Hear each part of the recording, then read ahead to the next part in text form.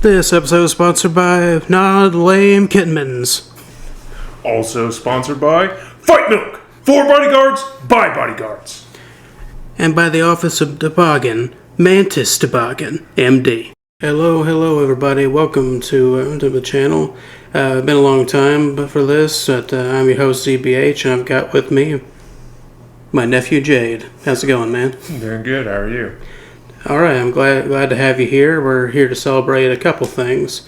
So, didn't mean for this to become a tradition on my channel to do a St. Patty's Day every year, but I did Boondock Saints last year, and we're doing Always Sunny in Philadelphia this year, which is two very appropriately themed Irish things for the month of March.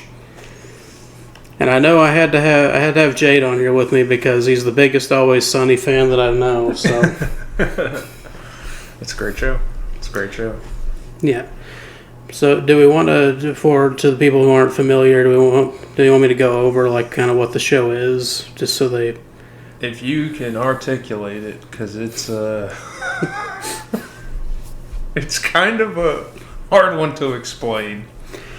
Yeah. I mean, basically starts off with four degenerates that are all like either like partial owners of their bar, Patty's Pub, I think, and it's just about them trying to get ahead in life by scamming other people and just trying to get everything that they want without doing as little work as possible, and it always blows up in their face, like literally every episode.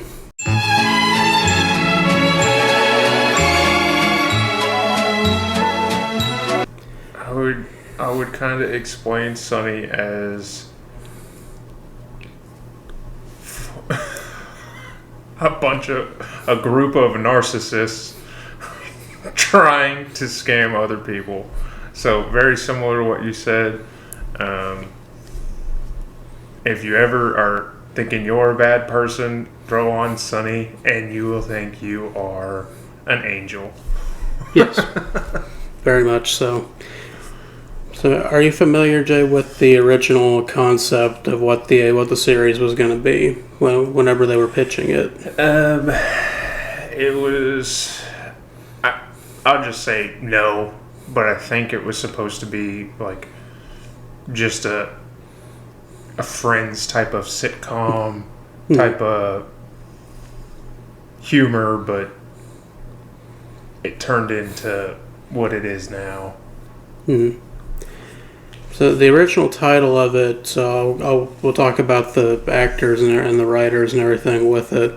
Rob McElhenney is the head creative on it. He's the guy who plays Mac in the show, and he was the one pitching the idea to the executives back in like 2005 or whenever that was, and the original idea, like the title of the show, was It's Always Sunny in LA, which is that's kind of the joke behind the name, is that like because if they were in California, it'd be always sunny and it'd just be, but it's still bad stuff happening to them all the time. Yeah.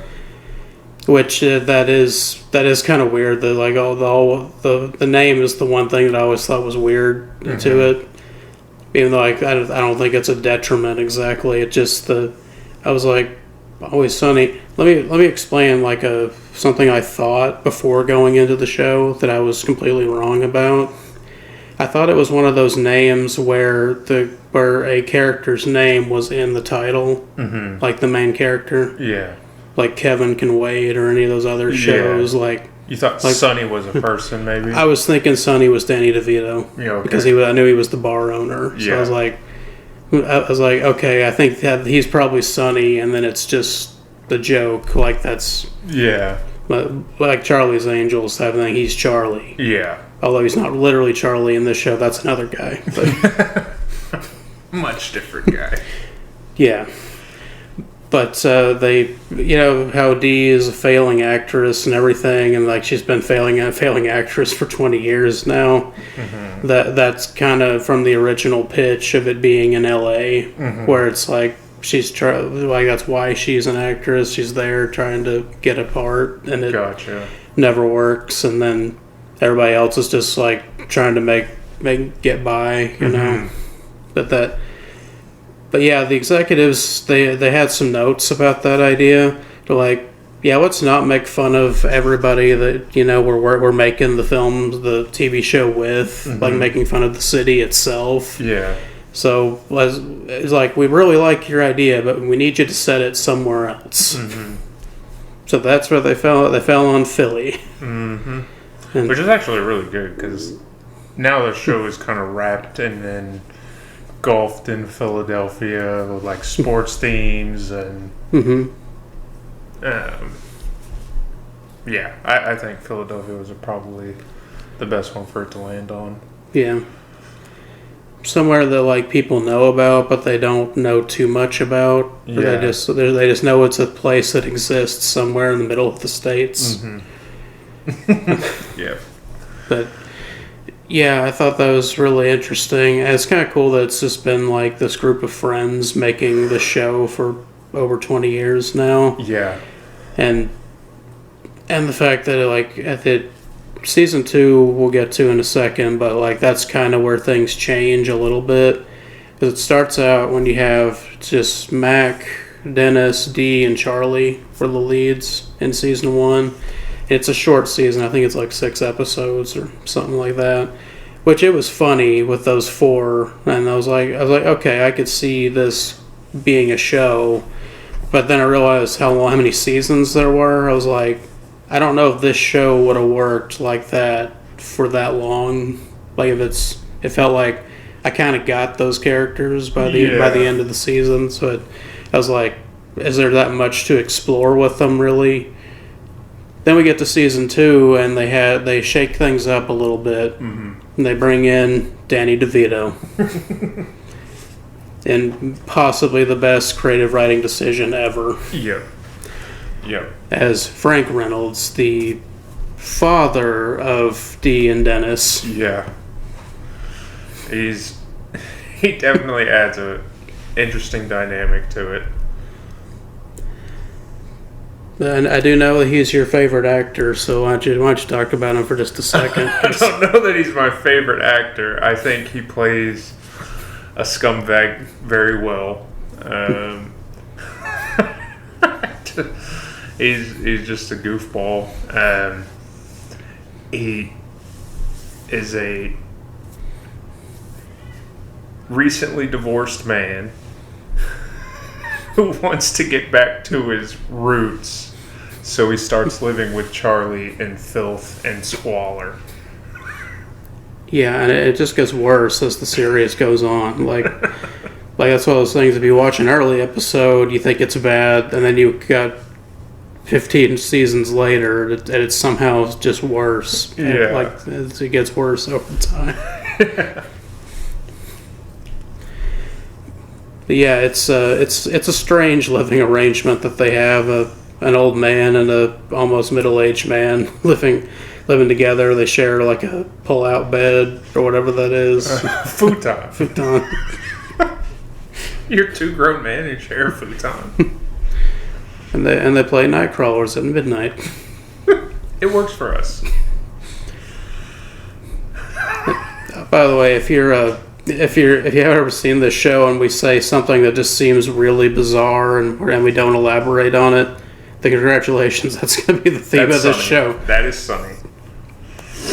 That's something I want you to experience for yourself. Yep. To understand our confusion and try to understand the show. But another change that happened in season 2 was that originally when they were pitching the idea was that Dee was going to be the smart one of the group, where she like the voice of reason character. You know, you see those in comedies all the time. But they're like, you know what? It's way funnier if she's just as stupid as everyone else. Yep. And I think that was definitely the right call. just as much of a narcissist, just as stupid, just as gullible, and just everything.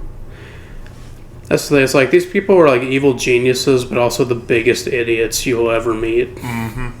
and I don't know how exactly they managed to balance that as well as they did. It's really funny that they all take turns being the straight edge character and the voice of reason, but in other episodes, they're the least intelligent of the group. It's just it's chaos. And I don't know if we want to get into it, but we may touch on it a bit more before the end of the video. But there are several like fan theories about this show. Like, not that it's a serious show at all, but things people have noticed. They're like, wait, did this cause this? And like a domino effect type thing. Yeah. First thing is Charlie getting brain damage from when Mac hits him in the head with the trash can. Yep. Because he's noticeably dumber after that. Well, that might be to all the huff and glue. Yeah. Spray paint. Yeah. None of these people have very healthy habits of what they do. They're all for fun. alcoholics. Alcoholics, substance abusers, sex addiction, all kinds of, like, any kind of problem you could have, they basically have had it at some point in the show. But now we kind of introduced the concept of the show. I got some discussion questions I thought would help us explore some of our favorite things about the show. First question is, how does it compare to other sitcoms? I'll let you start, Jade.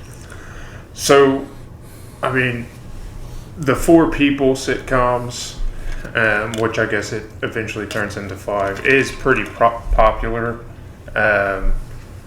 So, I mean, as a whole, you know, it kind of is similar to Friends in that way. It's staged at a bar, so I guess it's kind of similar to Office, even though this came out right around the time of The Office, if not before. And then Seinfeld, those type of things. So as a whole, at face value, it kind of is similar, but in terms of what is on screen, I don't think there's another sitcom that comes close to what is going on in each one of these episodes that is like any other sitcom. I think that's probably why it's so unique and is going on season 18 now. Yeah. Just no other sitcom is like this one. In my opinion, if there is one out there, please let me know. I'd probably love it. I've got some others I'll mention later. One thing that I don't know if it was Rob who said it or who may have said it, but, you know, Cheers was a big sitcom in the 80s. Yeah. It took place in a bar. I think somebody said that the idea of this show was basically, what if the people in Cheers like got worse over time? They never progressed as characters. Yeah. Like, it just, if they're still alcoholics 20 years later and they have actually made their lives much worse. So I'm no savant of sitcoms. I've heard of Cheers, but it's in the 1980s. I was born in 1996. Yeah. Obviously, Zach wasn't born in the 1980s either, but I'm not a savant on television. I'm not either. I'm just pulling from what people have said. Okay. So like that's. If you hear that is my cat Piper. Hello, Piper. You have an opinion on Always Sunny? She will be piping up throughout the whole episode today. Yeah, it was all that tuna meat we left out. Yeah. There's a bunch of other cats just outside the window cat foods everywhere. that you can't see right now because of the camera angle, but there's cats everywhere. Only way we can sleep at night is to huff glue and then eat cat food. Yeah.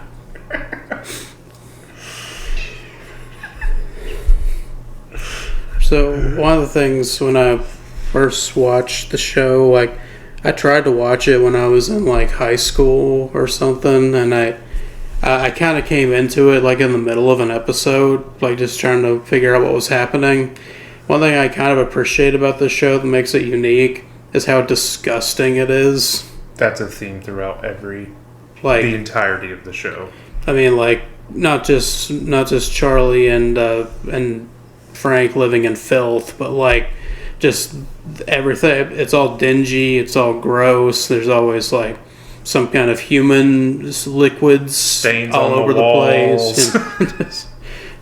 just I just watching that. I was like 15 or whatever. I was like, this is actually disgusting. I want to turn this off. I just watched this episode, so like the first season's when Mary is a stain on the wall and they're trying to get it blessed. Like, I mean, they worship stains on a wall. Yeah. And I guess we'll get into it, but like what makes, like, how is this compared to other sitcoms? It's darker, edgier, more gross, but also just a lot funnier than, I say 90% of sitcoms. Yeah, I would agree.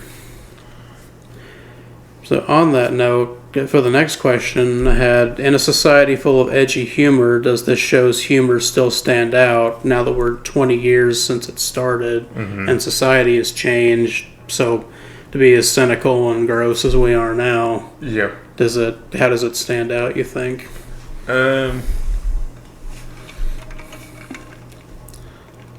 I think it still stands out. We do edgy humor now, but hot topic. These guys weren't afraid of being canceled back in the day. And I think that's why they stand out, is because they just kind of went for it on some of this stuff. And clearly, like I said earlier, they're on season 17 of this stuff. Like, it's just, for anything that's edgy humor now in a similar situation, this might be the predecessor to that. Yeah. Just because it's so in your face and just gross, but funny. So yeah, I think it still stands out. So just when you watch this show, if you haven't ever seen it, you'll need to have thick skin and a strong stomach. If you get offended easily, don't watch Sunny. I will say that. And talking about, how the society has changed and everything in the last 20 years, I think like how this show has done it, like, and made it, and still been funny and well liked, like, more and more as time went, is that these people play absolute monsters in this show. But they're nice people in real life. Yeah. They're really nice people. Yeah. So that I think that's the key ingredient, I think, is you can play the most horrible person imaginable. As long as you're not a horrible person in real life, I think people will be okay with it. Yep, I agree. Like that. That's, comedians being edgy and all that shit, and they get into controversies and stuff, and I'm like, yeah, it's not that your show's not funny, it's the fact that it's your bullshit you do off the camera that's the problem. Yeah. Like that. Like I think that's the ingredient that they have that a lot of people don't, that are in that space, Yeah. The stuff on camera starts to leak out to off camera. Yeah. Very good at having a divide between those two. That's something that I think is really important, especially if you're doing a subject matter like this. Yeah. With the jokes that don't age well, but then again, they were racist and bad back then too. So something else is they all have pretty darn good careers outside of Sunny too. Yeah. Like, they all have their own own different shows and everything. Movies, all that stuff that are successful. Yeah.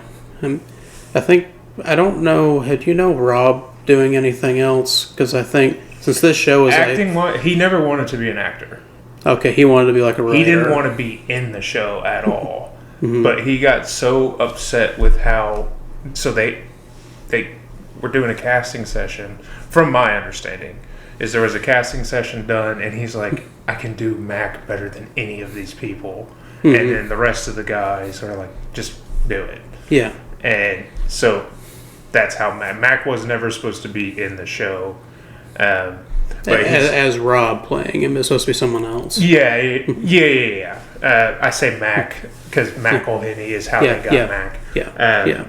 But he's got the soccer show Wrexham. I think with Ryan Reynolds. Yeah. I don't think he might be in some small roles here or there. I think he's in Charlie's movie for a small role. Okay. What is the name? Fool's Gold? Paradise? Fool's Paradise, maybe? Yeah, and I think he plays like a super small role. But that's really... Okay. So Rob was the person I was kind of least familiar with, so I didn't know. I thought since this was like his baby, like from the beginning, I was like, he's probably committed to just be doing the show and then helping his friends with their stuff occasionally, but mostly behind the scenes. Yeah, that makes sense. Yeah, and the reason I know a lot of this is because I'm obsessed with It's Always Sunny, and so I've listened to their podcast. You get a lot of insight. They've gone through their whole episode list by season and talked about the filming process and how it would, that's where I learned about the Rob not wanting to actually be Mac. Yeah, but that makes a lot of sense. Last comment on the whole edgy humor thing is there's a lot of edgy comedies out there. Like, it doesn't take much to find those, but there's not very many that I think are good. That's the difference, I think. You can kind of tell they're trying to be edgy. Yeah. Just you gotta. I guess if it's edgy, but it doesn't feel natural, that is a problem. This feels like just who these characters are, and they're just terrible people. It's not edgy for them because they are legitimate terrible human beings. Yeah. This is just how they think. Yep. Okay. On a related note, are these characters the biggest assholes on television, you think? They're up there. Depending on the episode, that one's more of an asshole than the other one. I'm trying to think of one.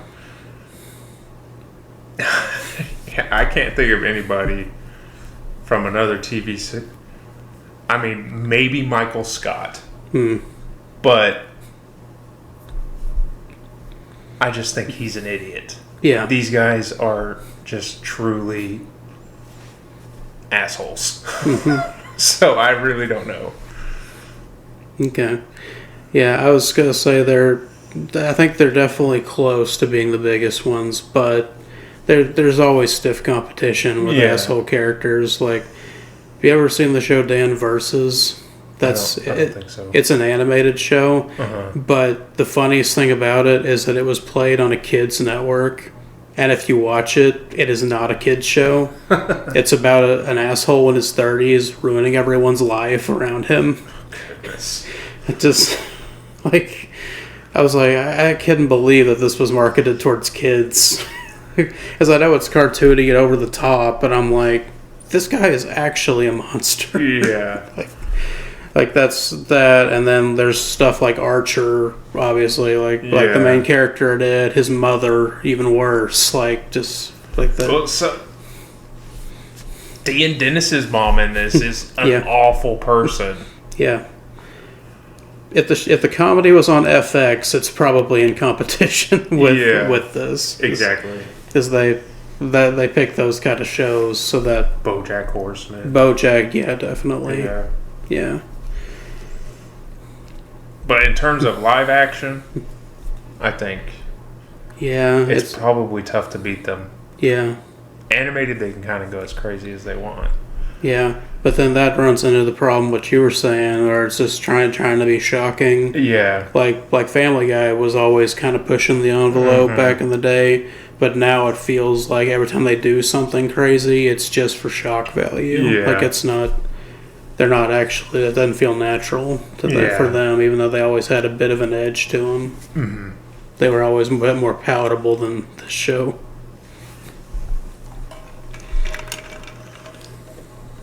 What do we got next here? I'm getting there. So who is the best main character, you think, out of the 5 characters? And I know the best or opinion based. Yes. Exactly. Because we can, and I also So want. I'll do it two ways. Well, let me say one stipulation I had that we can add to this. Okay. What is the best characters to interact with each other, like duos? Because they split off and do duo stuff all the time. So who's your favorite single character, and then who's your favorite ones that bounce off of each other? So it's hard for me to pick between the two pairs. Mm-hmm. So my favorite two pairs are either Mac and Dennis's dynamic of Dennis constantly telling Mac he's either fat or he's not jacked or anything like that, and Charlie and Frank. Sorry, I was roommates. trying to say Danny DeVito, but Charlie and Frank, because it's the Charlie and Frank is just a filth fest of who can be the grossest between the two of them, and then Mac and Dennis is a constant state of Mac trying to get Dennis's approval of. It's just so weird. Mac is in love with Dennis but will never admit it, and is just searching for his approval no matter what. Yep. And so those are my two favorite dynamics in the show, but my favorite character is Charlie Day. That's the opinion based. Who do I think has the best overall body of work in Sunny? I really do think it's Mac. I think his character grows throughout the whole. It's an odd growth, but it's constant. But Charlie's my favorite, just because when he screams, when he's acting real dumb, when he's bashing rats, when he Puff and glue. He takes a scientific limitless pill that allows him to speak Mandarin and do rocket science. It's just Charlie is my favorite character in the whole show. So that's kind of where I've gone. What about you?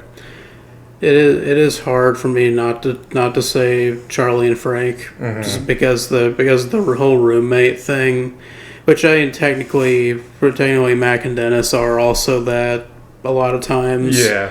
But it just you feel the roommate drama between Charlie and Frank so much. You woman, you man stiller. Yeah. There's a lot of unspoken male on male attraction in the show that's really weird. They're at the dump. Charlie is on the mountain of detritus and has a scimitar. And he's like, I could totally cut the hump of a camel and drink its milk off the blade. It's like, what? That's the kind of filth that I find it hilarious. Yeah, and that's also the episode where one of the episodes where they dress up as Taliban members and film a bomb threat or something, and that's also where they find the dumpster baby. And try to paint him. Yeah, and then Child Services comes in as the end of episode stinger when they're like half of them are dressed up as Taliban. I think half of them are in blackface, and then Charlie has a scimitar holding it right in front of the baby. So good. And they're just acting like it's normal. Child Services walks in and they don't even blink. They just look at him. They've probably seen worse. Yeah.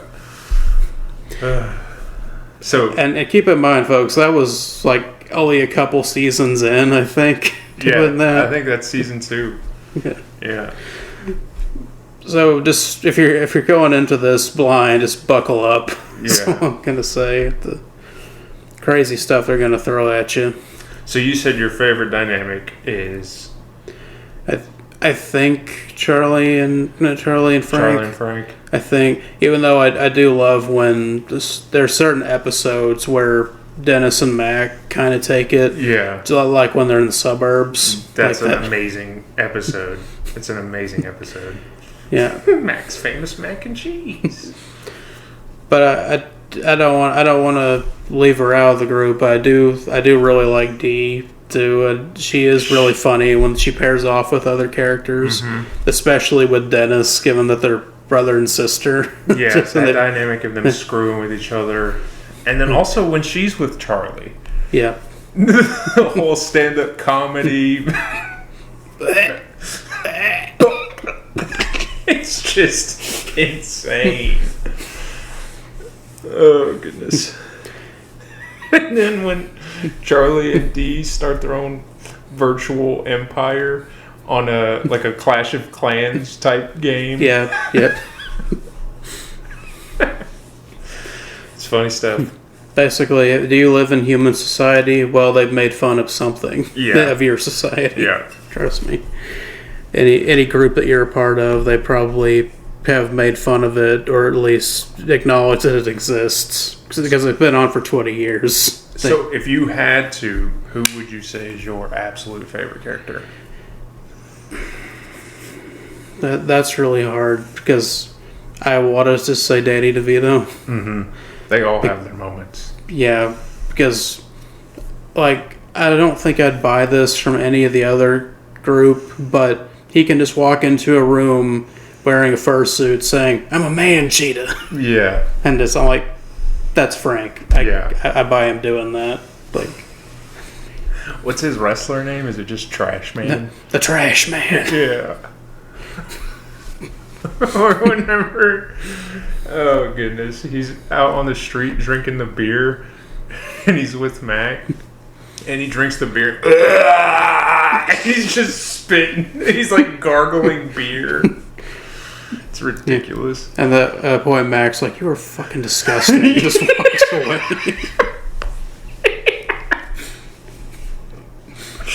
Yeah. That's the episode where his penguin really comes out. Yeah. Just gargling beer.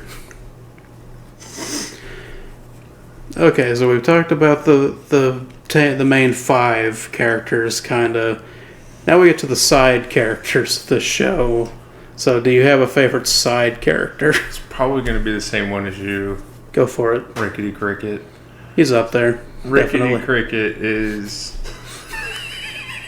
He's a priest turned streetwalker. At the beginning, he's the clean cut priest that they're trying to get to bless a water stain that looks like the Blessed Mother Mary. And then by the end of it, he's missing an eye, lives in a cardboard box, and will do anything for lemons. But won't be happy that it's lemons, but he'll still do it. Yeah. That I just remember one of his lines that goes back into my brain unconsciously. It's like towards one of the later seasons. He's just with this other young guy, and he's taking him into the bathroom, and they're like, "Who is that?" And he's like, "Oh, he's my boy slut." It's just ridiculous. The guys who fight it get it the worst. Yeah, the funny thing is, David Hornsby, I think, is who plays him, and he's also a producer and writer on the show. Yep. So that's why they loved using him and abusing him as a character. Yep. Because you mentioned the Troll Trash Man wrestling thing, where he's dressed up as a Taliban member, and he cuts the crap out of him. Yeah, a lot of people get hit. A lot of people get hit with trash cans on this show. I just realized, or lids. Yeah, because he looks like he's won the wrestling match, and then Frank comes in with the trash can, hits him in the head, and starts bleeding. Speaking of the lid one, when Dee hits the homeless person with the lid of a trash can. You remember that scene? Yeah. I learned this from the podcast as well. She picked up the wrong trash can lid, and it wasn't the prop trash can lid, and actually hit that person with it. I think it was one of their dads. Oh God! And like really smacked the shit out of him. And so, but that's the one that's in the show. Like that's the cut that's. They got to use that take. Yeah, that's the best one. I found that hilarious. Yeah, as long as nobody gets seriously hurt, that shit's hilarious. She also got seriously hurt on set. What happened? Which one? What time? When she's stealing from the store and runs out and hits the car with her head. Oh, yeah. She fractured her neck.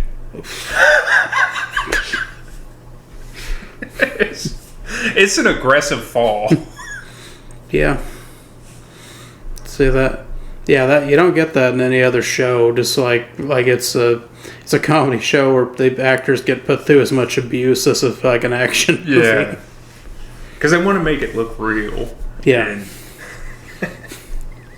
it's incredible. I'd be really surprised if Rob didn't hurt himself whenever he was doing his Project Badass tapes. Yeah. And jumped off the roof onto the mattress and like... My favorite one of those is when he's riding a bike, ramps it, lands on a mattress, and then firecrackers just go on his jacket. Like there's no threat there at all. It's just like, that's badass, dude. It just goes. Okay, so I got a few of them I just want to highlight because I think they're important. They show up enough in the show that they're important. Got about Waitress. Yeah, Waitress is a good one. And yes, her name is literally Waitress. They never say her actual name. They never treat her with any respect. Mm-hmm. It's just Waitress. Mm-hmm. And the fact that Charlie has a really creepy obsession with her throughout the whole show. Like, it never stops. Never goes away. He never takes a hint. Didn't sign anything. See you tomorrow? Yeah, and they're married in real life, so that's what makes it so funny is how much they hate each other on screen. But married, yeah, which is funny that Rob and Caitlin end up they were together like pretty early on in the show, off the camera, obviously. But yeah, there's one episode, I can't remember what it is, but where like they actually like hint that they're like, should we date? And then she's like, ew, no, or something. And they throw in one gag about that, and then they never bring it up again. But yeah, I just think that's really funny. And the whole Dee gets pregnant subplot was because she actually was pregnant. Yeah. Her and Rob had a baby. So the surrogacy scam. Yeah. Yeah, the show goes basically anywhere you can go with comedy. They go there. And any scam you can make. Yeah. Okay, so we'll just briefly talk about Artemis here. Mm-hmm. She is Dee's friend that's also an actress and is just a real weirdo. Yep. And I love every time she's on screen, she cracks me up. She does kind of steal the show when she's on the screen. Yeah. Saying really inappropriate things at the wrong time, doing really inappropriate things at the wrong time, and she seems like she just has no inhibition at all. Like she's a free spirit. Just do whatever, say whatever. When her and Frank are banging on the low, and she's like, I feel like a Cobb salad. He's throwing lettuce on her. That was in a Wendy's bathroom, right? That's before the Wendy's bathroom. Okay. It's whenever they have the party at Dee's house to get her ex-boyfriend from high school to break up with the waitress. Okay. So he'll marry her. Right. Okay. I feel like a Cobb salad. The fact that we have to specify which sex scene between Frank and Artemis also tells you the kind of show it is. We're going to go bang in a Wendy's. Okay, this was kind of a big one, and I would definitely kick myself for not mentioning them. The McPoyles. Yep. They are a weird gang, that's for sure. Yeah. It's mainly the two brothers, I think, are always there, but then their sister is there occasionally.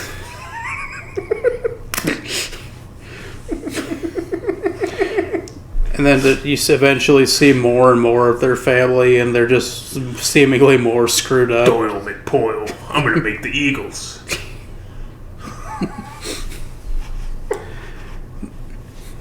I will say I can't, is it Liam? Is that the other guy? I think the blonde one, I think is his name. Yes. Okay, Jimmy Simpson's the guy who plays him. Yeah. That guy is just down for anything in his movies and stuff. Like, I've seen, like, there's a really weird movie I watched in high school called The Big Bang, where it's like a old fashioned noir Hollywood mystery movie, and he plays a cross dressing prostitute. Yeah, just like that guy is crazy. He's hilarious. What does he say whenever they hold the place hostage? He says, "Get to digging, wet hips," or something, and then like, blah, blah, blah, blah. Is that what he says? I don't remember. Just there's been so many crazy things they've done on the show with them that. Okay, goodness. I will say one of my favorite jokes about in that hostage episode where they all come in with the shotguns and they've got them all hostage in the bar. There's the twist at the end of the episode is that they're not real shotguns. Yeah, these are rubber. After D took one and like had Stockholm syndrome and was about to shoot the gang. So the whole thing was like a prank, basically. Yeah. He's about to fall off the building. And he's like, no! Oh, fine. My heel's going to be bruised, but I'm fine. Yeah, I love that moment where they're trying to save him from falling, and Frank's just like, nope.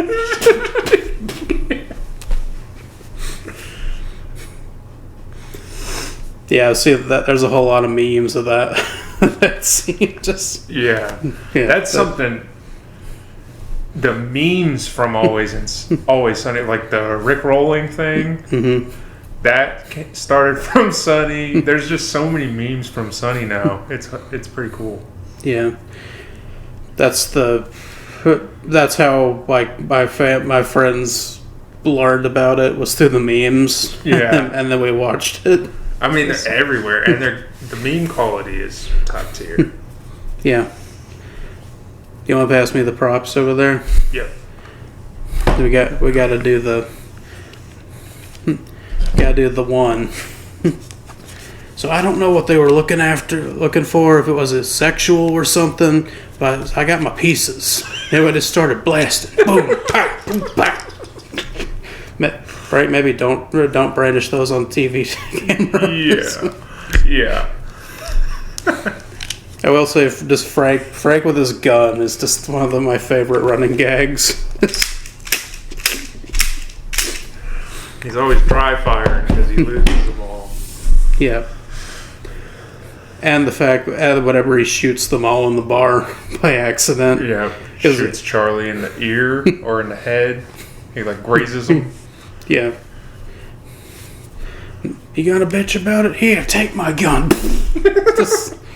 Bullet just ricochets and it's all of them. It goes into... Is it Rickety Cricket's cast? Maybe. Somebody with a cast on it just... Yeah, that's funny. Okay, so here's the doozy. What is your favorite, like, scene or joke from the series? And you can list however many you want to. Because this is our big video, so you can do it however much you want. So, oh goodness. Let me roll through the whole discography in my head real quick.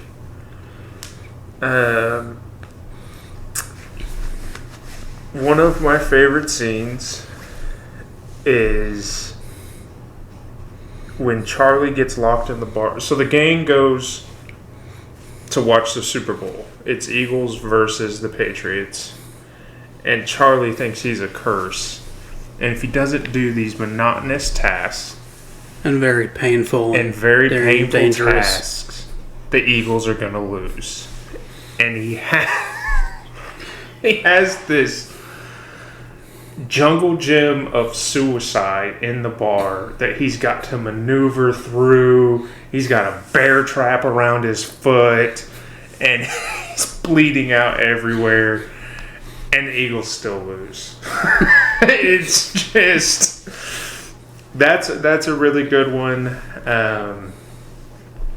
Think of another one.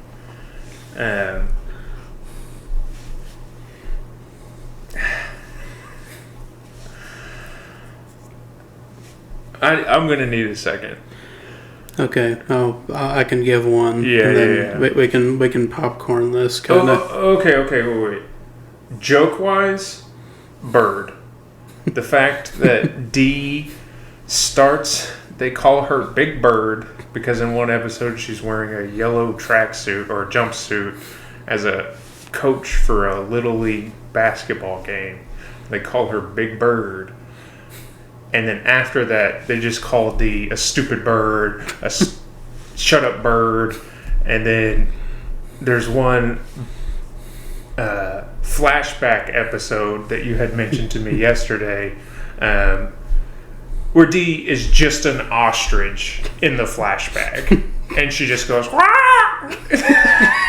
And so that's one of them just constantly calling Dee a bird. Mm-hmm. I mean, whenever she does that, she fails at improv. She sounds like a bird. Mm-hmm. She's like trying not to barf. Yeah.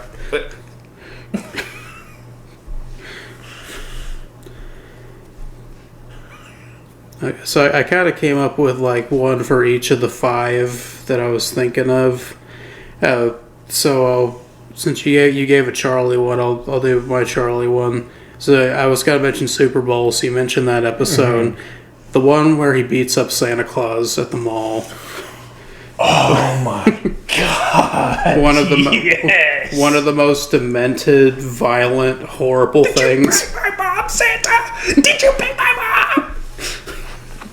Because he's got this thing in his head that because he saw somebody bang his mom that was dressed as Santa Claus as a kid. So every time his whole life he's thought that Santa Claus was banging his mom. And he basically has the mind of a child, so he bites a chunk off of his face in front of a bunch of kids at the mall. Yeah. Did you bang my mom, Santa? That's what I'm talking about when I'm saying Charlie is my favorite character because of the screaming, the chaos.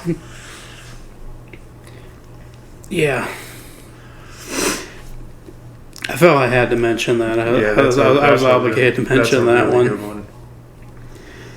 Okay, so who was the other character? You did your D one, right? D and Charlie is what I mentioned right now. Okay, so with D, I just put racism. Because there's so many things that she says like that are racist, but like she doesn't realize. Yeah, she's being racist. Yeah, I think that's in the early seasons. That's her and Mac both. Yeah. Gosh. Yeah. So is this your actual sister? Or like a sister? This is my sister.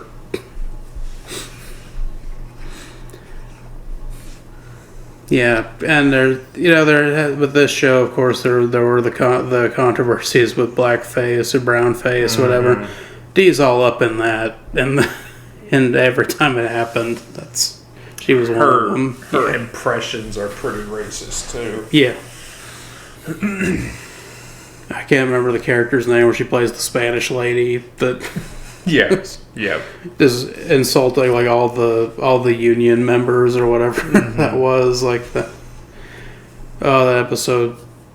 Like it's a thing. It's offensive, but it's so fucking funny. Yeah. Because like the characters are stupid, so they're not realizing they're doing something horrible. They're just oblivious to how racist they're actually being. Yeah. So do you want to move on to another character to see what your favorite thing is with them? Yeah, so the Max, also one of my favorite characters. There's two things about Mac that I find very funny. It's he claims to be the most Christian of Christians, actually knows nothing about the Bible, and just he shits on the gang for anything that is remotely unholy, but he has no idea of what being holy is. And then when he figures it out, you know, something that comes to mind is he is trying to figure out his sexuality, so he goes on this cruise to rid himself of being gay, and finds out that the guys who brought him onto this cruise are married and are gay, and has a full-blown conniption. You're gay? And he just can't figure it out. He can't get his head around it. Well, the fact that they're married, gay, and Christian, and it just breaks his brain. It breaks him. And then also something is about Mac is the weight fluctuation. So at the beginning of the show, like, he's in pretty good shape, and he doesn't want to have a relationship with the tranny of the show, but she says something about his physique, and then it reels him in. Mm-hmm. Like, he's all about it. And then you move a few seasons later. Just for the audience, they call her that in the show. That's the show. So that is a trans called. Woman, yes, but that is what she's called in the show. I'm just doing a disclaimer for anything we say like that. They say it in the show, so this is directly quoted. Just telling you that. So we're and then continue. A few seasons later, he's down in chimichangas left and right to put on mass, because Dennis had said something about him being skinny. And then the next season, he comes back and he's shredded, just ripped, and he uses it as he wants to use it in any part of the gang's plans to scam somebody, and they are just befuddled with what he's actually going through. Those are the two things with Mac that are just hilarious to me. Well, I'll mention my Mac next, and we can move on to Dennis after, I guess. The Ass Pounder 4000. That was blasting you back up.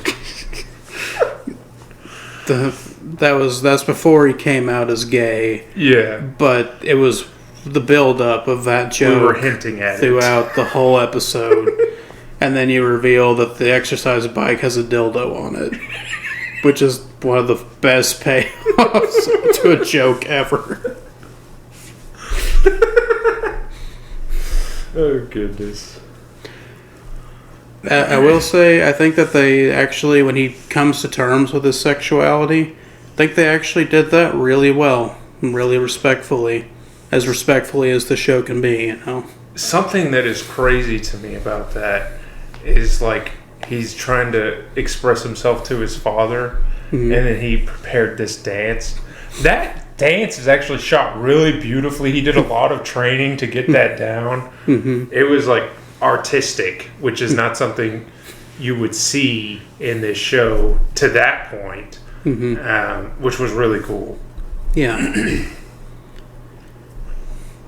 I think that's my favorite thing. But the next one is kind of a Mac and Dennis thing. But go ahead. What's your Dennis one that you'd say? I can't remember the neighbor's name when they live in the suburbs. I want to say it's Bob.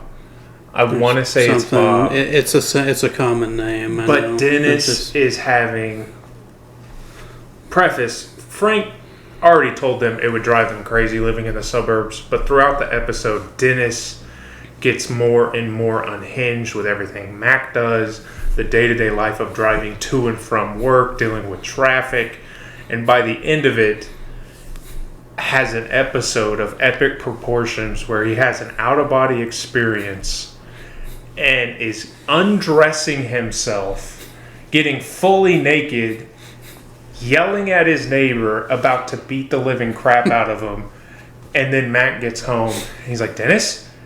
And Mac is just standing there staring at a tree. Like, it's just... it's hilarious. That's probably my favorite. My favorite...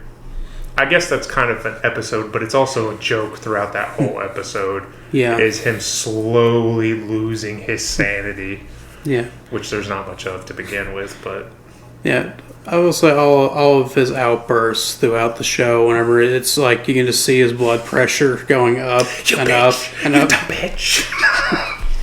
I'll chop you up into a million little pieces and put you on a display case on my mantle. It's like, what? Yeah, he is an unhinged character for sure. Yeah. Okay, so my Dennis thing is also from one of the more recent seasons, but it's the episode with the Teenage Mutant Ninja Turtle pies and the air mattresses. I heard the tea come out of your mouth, and I thought you were talking about the Tesla episode. That's a good one too. It's a good one. But yeah, this episode, just remember the turtle pies, the air mattresses, and the nuts. Yeah. Just how the joke just gets like a triangle between those three things. Yeah. And this whole time Mac is blowing up the air mattresses, like he does like 100 of them in the episode. He's constantly winded. It's furniture, isn't it? Okay, yeah, it's like there's like sofas or whatever. Yeah, even more stupid. Yeah, and it's just like, and he's having a reaction on his face because, and he's like, like getting worse and worse throughout the episode, and Dennis keeps telling him, stop eating the nuts because Mac is allergic to nuts.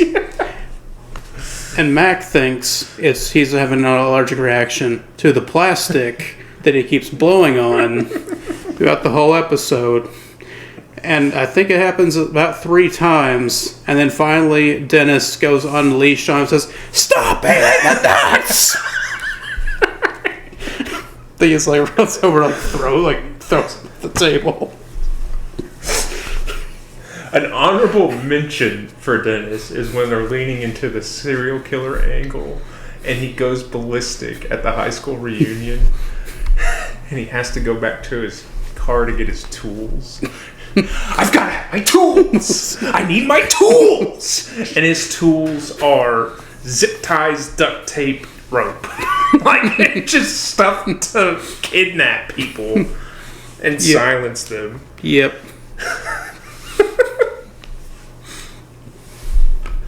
He's got veins popping out everywhere.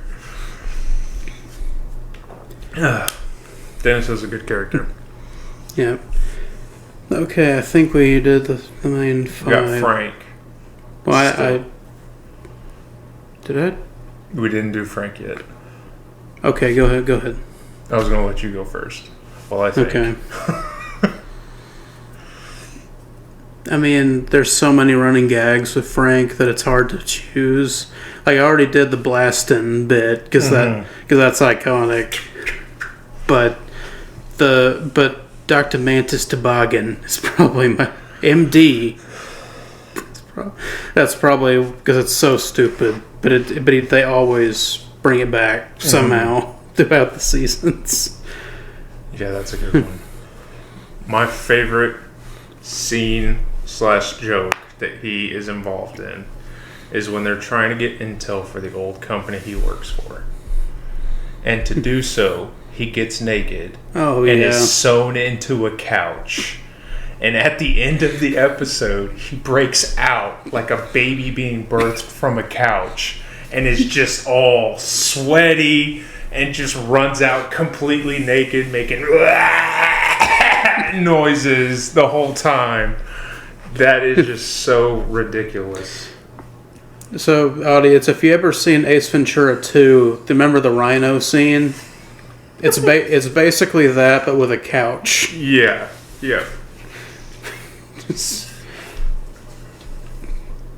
So that's when we figured out that this is peak television. Yep. When we see... You won't find something better. Yeah, when you see Danny DeVito hanging dong, that's... Does he hang dong? Okay, this one should be a decent discussion, too. What's the most immoral or illegal thing the gang has done in the show?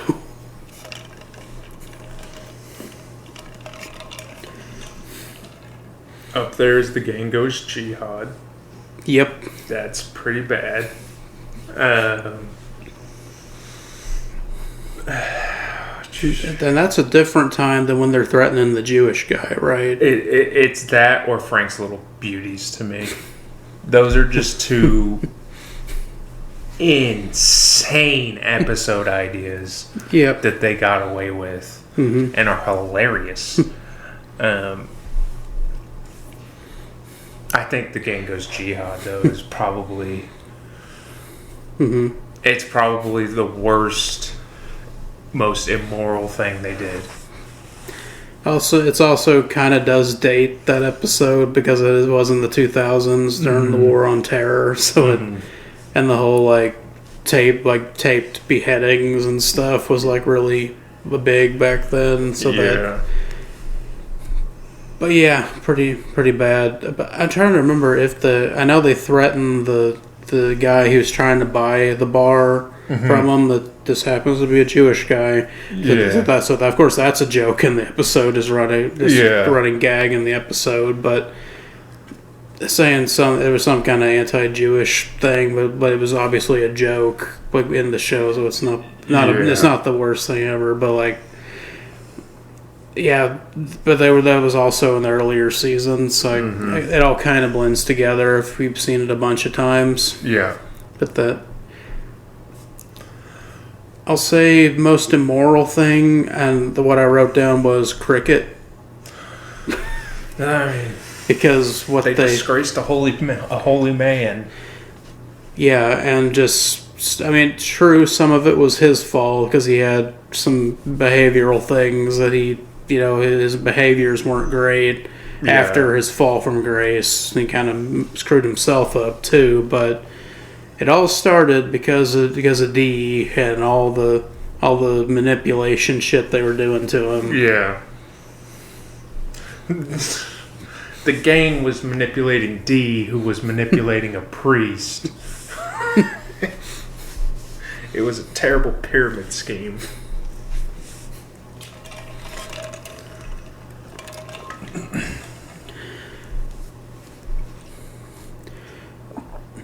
And I don't know if it's the most illegal thing, but I just have to highlight the dog track episode. Yeah, that is pretty tough. Because they think they're going to a derby, the big derby, the Kentucky Derby. Yeah, for horse races. Yeah, but it's actually a dog track that's run down and maybe closing, and they're not even there really betting on dogs. They're betting on what can I make these two do to disgrace themselves as much as possible for a little amount of money. Yep. And while I bet on it and make a shit ton of money. Yeah. The fact that they literally have them act like dogs and eat dog food, I was like, what the fuck am I watching? And that's not even the worst of it. Yeah, let's not mention that part because I'm just going to leave it there because of terms and services. Yeah, YouTube. Let's not mention the worst that one. Part. That's just the tip of the iceberg. Exactly. Whoa, why'd you have to say it like that? I was making an allusion to something. I wasn't saying what it actually was.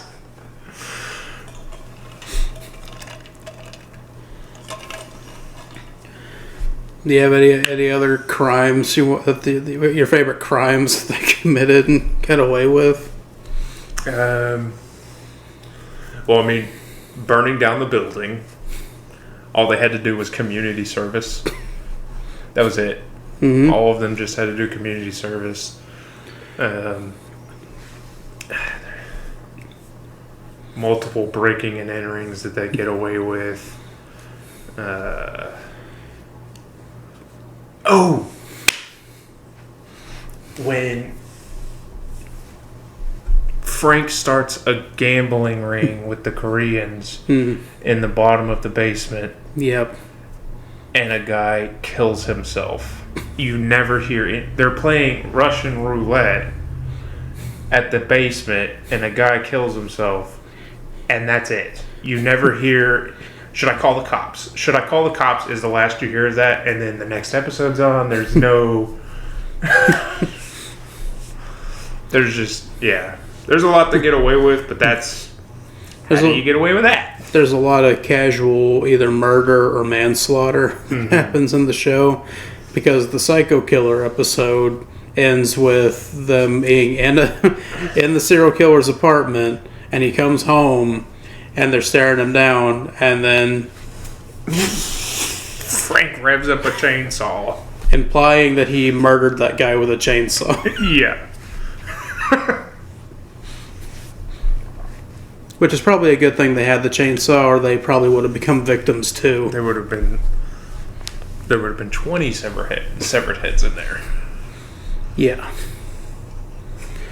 15 severed heads, give or take. Okay, so we're kind of going towards the end here. I just want to highlight a couple things. They're not on my list, but I just want to mention them because we mentioned when the show does some more serious topics, and they actually do it kind of well. We mentioned Mac's sexuality was one of them.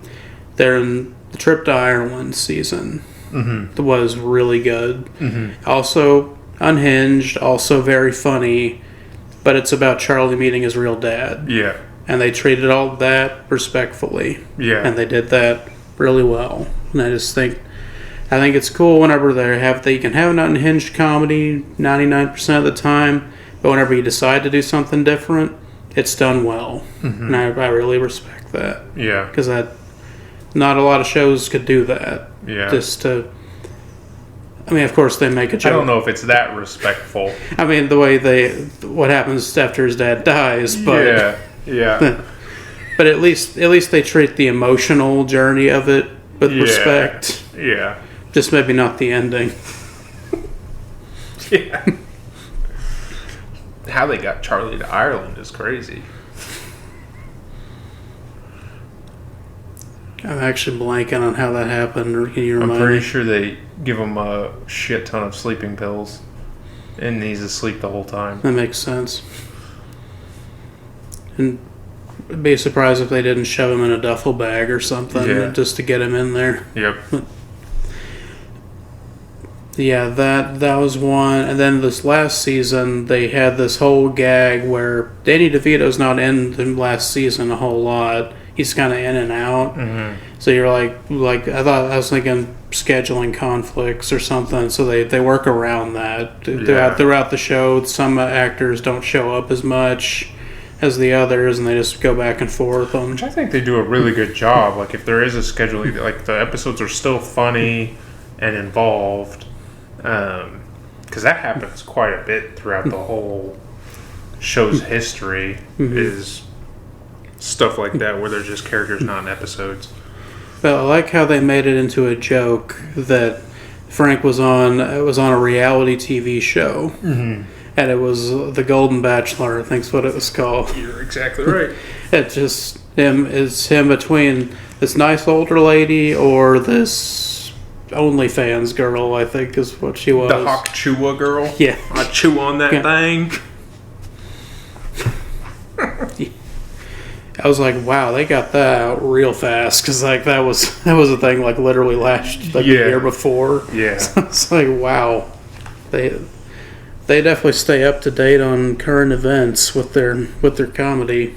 Yeah, I like there are political episodes like about a hot topic that's going on and it's relevant, but it's never about the gang does this or the gang does that. Like that's the topic, but the episode is never about them actually being political or something. Oh, I can't believe I didn't mention it with the whole illegal thing, the Capitol riot episode. Yeah. where they're all tangentially related, like somehow apart. Were a part of the Capitol riot, and they didn't even realize that's what was happening. Yeah.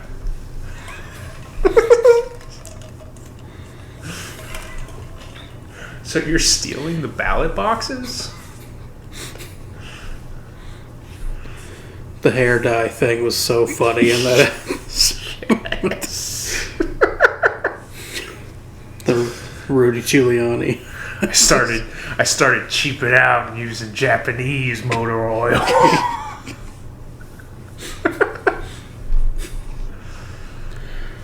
Oh God, yeah. Okay, so now we're kind of going into speculative territory here. Just since we're both fans of the show, this is kind of like just I come up with an idea or something of your own that you think could be cool for the show.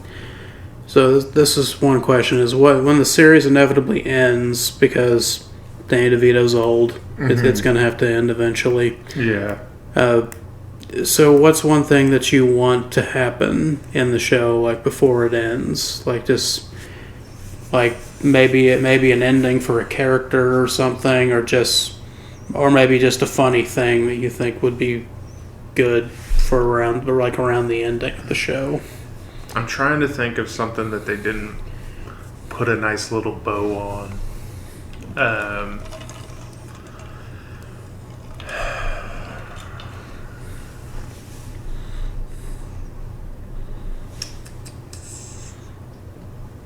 Maybe you go first on this one while I think a little bit. Okay, well, this ties back into what I was saying with the whole Golden Bachelor thing. Mm-hmm. Frank ends up with Carol Kane, the older lady that's a really well-known comedy actress from around the same generation he is, so that I was like, wait, and then they're like together by the end of that season. I was like, wait, are they actually going to be together now? Yeah. So I was like, that's kind of nice. Yeah. I didn't see that coming. So I was thinking if they wanted to do that for maybe another character or something, just to have a little bit of closure and happiness for them. Yeah. Not entirely, but just partially. So since they did that so well with Frank and the lady, I was like, maybe just one other character to make it and they have almost a happy. did it with Dennis, where he has a wife and kid. Yeah. Yeah. And, I mean, they tried. So I would want to see Charlie and the waitress together. I mean, they tried that, and it didn't like really work. Mm-hmm. Maybe just like kind of what they do in Harry Potter when they have a flash, like the end of Harry Potter, they have a flash forward and they're sending their kids off to Hogwarts. Maybe something like that, or like just kind of see how their lives panned out.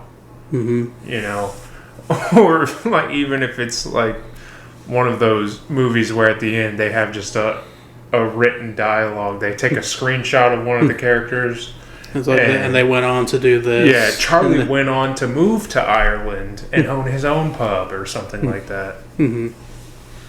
But then have a comedic rug pull as the second line. Yeah, with each character. Exactly. Like, but sold his share for sandwiches. Yeah, I see that. That could definitely happen. I see that. Dee went on to be an unsuccessful actress or something like that.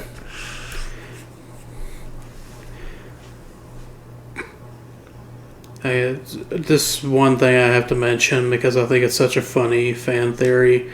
We mentioned it earlier about Dennis being a serial killer. Mm-hmm. It's like, what if the way the show ends is that you figure out that he actually was a serial killer the whole time? Yeah. And just hit it? Yeah. Maybe the last episode would be like Dennis kills the gang or something. Yeah. Like that. That would be an absolutely insane ending. Mm-hmm. But I'm like, I think they could pull it off actually and make it funny. Yeah. Or he just does or he's just like Patrick Bateman or something. You know, he just goes off on his own. But then you realize the last episode is just a Dennis American Psycho. Yeah. Oh, yeah. That's good. Because I mean, the whole point of the show is that like they don't really grow or change or have happy endings. So like, some of it has to be dark. I think like some characters have to have a darker ending. So I think Dennis would be the guy to do that with. Yeah. There is growth, but it's sideways growth. A lateral move. Yes, it's never on the horizontal plane. Yeah. Okay, so we're into like speculation territory and everything. Is there a concept of or an episode that you ever wondered if they would do, like that they haven't touched yet, or maybe they kind of hinted at something, but they never really like followed up on it? Because they do like sequel episodes sometimes years later that like bring back a character or something.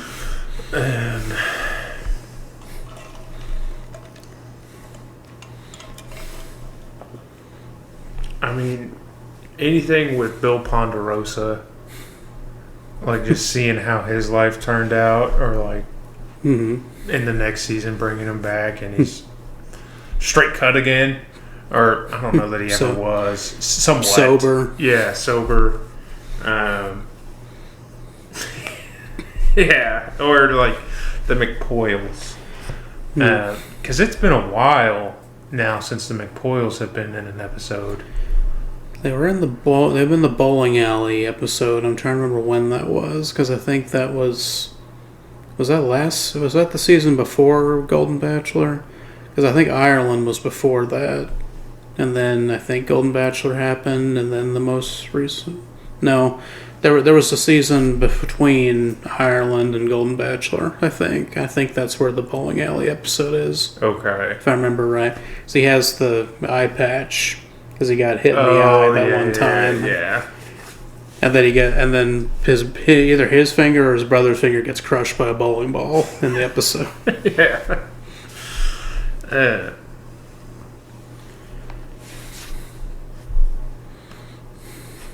What was the question again?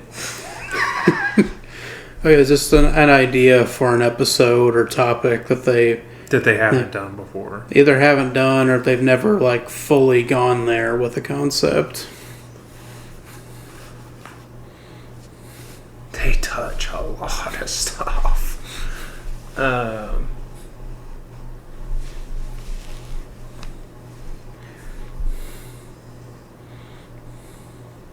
I can't think of one. Because I'm thinking about all the stuff that they've done. Mm-hmm. And they do a lot of crazy topics, popular topics. I mean, they even hinted at the Hawktua girl, man. Like, yeah. I just don't. I can't think of anything. I think that's what's going to kill the show, is that they've just done so much stuff. Like, what do you do next? Mm-hmm. I can't think of something now. It's kind of funny. I did a little research for this question to see what like other people have pointed out that they haven't done yet, and there's a whole like post on something where there was a discussion about this, like not with any of the crew, just with fans. Mm-hmm. The gang does human trafficking. Oh, which yeah, I'm like, they probably have technically done that in the show, just tangentially, like related to other things. But I was like, but my big thing is like, just do a fake out about Epstein. Yeah, I think that's like the cultural thing that they would probably make fun of. Yeah, just because like either hint that they do a thing where they go to an island, and there's a bunch of shady shit happening, or there's a drive with a bunch of files in it that are incriminating. They're trying to get rid of, or something along that line. You don't ever have to say that name, but like just that kind of episode where it's just a cover, like the gang does a cover up or something. Yeah. So I mean, there was a movie a couple of years ago, Blink Twice, I think is what it was, where it was about people being brought to an island and then a whole bunch getting drugged and a whole bunch of shit happening to them, which was meant to be a critique of the whole Epstein thing. Yeah. So I was like, so people can do it. Like, they can do that as a story concept. It's not that taboo. Yeah. So I think it's just, like, enough that they could actually do it. That could be a good one. But very touchy subject, understandably. But I'm like, yeah, they did. They've done stuff like that before. They could figure it out. They did the Capitol Riot episode. I think they could do that. And they did it keeping their hands clean too. Yeah. Also, they have a bunch of guest stars that just show up as like one-off characters. Mm-hmm. Diddy's in this show in one episode. He is in this episode. He's a shaman. Yeah.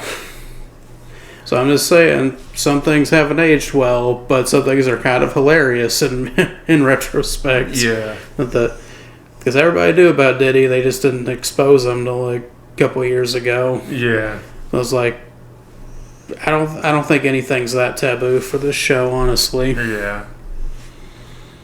Which I haven't heard anybody say anything about that. Maybe they're just staying away from it. I don't know. Yeah, well, they'd have to acknowledge that Diddy wasn't playing, but Diddy was real, and he was also playing a character. Yeah.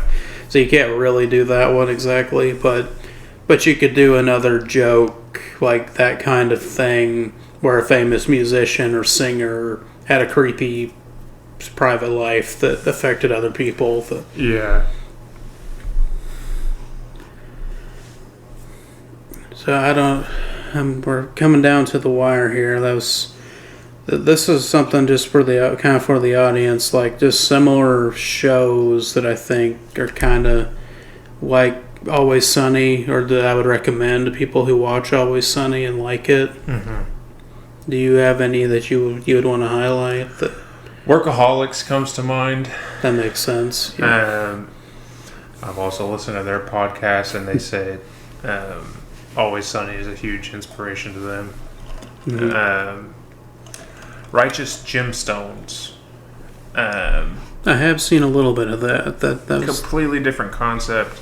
Equally terrible characters, just in who they are as people. Mm-hmm. Those would probably be my two. Good call. Yeah, it's me, so I have to mention it. Smiling Friends. Oh. Because they kind of share some similar comedic DNA with Always Sunny, because of the group of characters, realistic dialogue. They always shouting over each other, and when they're talking, and crazy shit happens in every episode. Chaotic comedy. Yeah. Also, they're in Philly too, which I think Smiling Friends is in Philly? I didn't know that. See, I think they might have mentioned it in the first couple seasons, but in the third season they go to Wawa, mm-hmm. which is a Philly thing. I see. So I'm like, oh, okay, they actually are. They actually are in Philadelphia, which is very funny to me. Yeah. But I'm just kind of surprised that they haven't had like Danny DeVito do a character on the show or something like that. That just feels like they would synergize really well with that kind of comedy. Honestly, he would play Mr. Boss really well if they did like a live action Smiling Friends. Yeah. Because he is kind of the Frank Reynolds of that show, because he owns everything and basically tells the other people what to do. That's such a weird comparison to me. Because right now I'm thinking about the little baby, and it's just. No biting. I told you don't bite, Daddy, silly. So weird. But yeah, and I mentioned earlier Archer, obviously, because it's just really mean comedy that is of asshole characters, and like that go on for seasons and seasons and seasons, and they kind of get worse as people as it goes on. It really is if it's on FX and it's a comedy, like you probably at least somewhat enjoy it. Yeah. Alfred comes to mind too. Oh, that's the one with the dog, right? Yeah, and Elijah Wood. Is he the owner in that? The dog's owner? Yeah. Okay. Wilfred, isn't it? Wilfred. Wilfred. What did I say? Alfred? Yeah, I think it's Wilfred. Yeah, it's Wilfred. I remember right. Where it's just a guy in a dog suit pretending to be a dog. Yeah.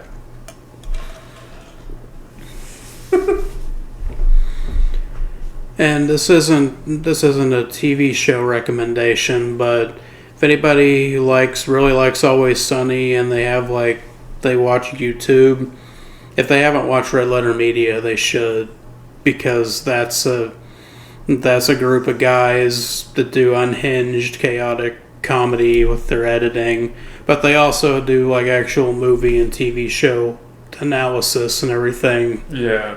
But they have weird skits that they put in the beginnings of their episodes and stuff 100%. where they, like, if I had to rename their channel, I would call it Always Sunny in Milwaukee. Mm-hmm. Because Rich is basically Charlie, because he's the butt monkey of the group that everybody makes fun of and always gets physically abused or something. Charlie work. Yeah. And also Rich is like the carpenter of the group, so he has to build all the props and stuff. Yeah. So he has to build all the shit and then just watch everyone else destroy it, basically. Yeah. But yeah, and that their sense of humor is very, I think, would work really similarly. Mm-hmm. Maybe it's a Midwestern thing because they're like Midwestern, basically alcoholic asshole characters. Yeah. But yeah, and the funny thing is they've actually been in Smiling Friends also. Like they've done voice acting for them because they're friends with Zach Hadel and Michael Cusack, who are the main creatives on that show. So if you haven't seen their stuff, I don't need to tell most of the internet who Red Letter Media is. They know who they are, but to the people out there that occasionally touch grass, they might enjoy that channel. So, Jade, do you have anything else you want to say? Any other things we haven't mentioned that you want to talk about before we wrap up?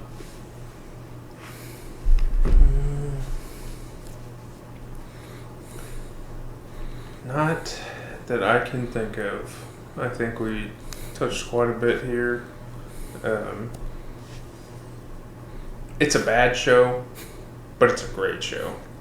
And like I said at the beginning, if you're ever feeling bad about yourself or think you're a bad person, go watch this show. You'll feel better about yourself almost instantaneously. Mm-hmm. Yeah, and it's a show that, while it definitely doesn't shy away from the disgusting nature of humanity, it also makes you laugh about at it and the absurdity of it all. So in the really dark, twisted timeline we live in, I'm glad that the show exists because it can help people through difficult times and personal struggles, and at least the world's a dark place, but it can still be funny too. Yeah. So I really appreciate that.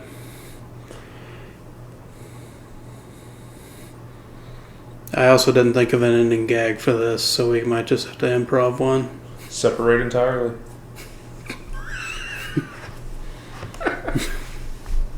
Yeah, we didn't talk about the dentist method, but we couldn't do it organically. Yeah, that's what we just need to end it by separating entirely, bro. Yeah. Also, wild card.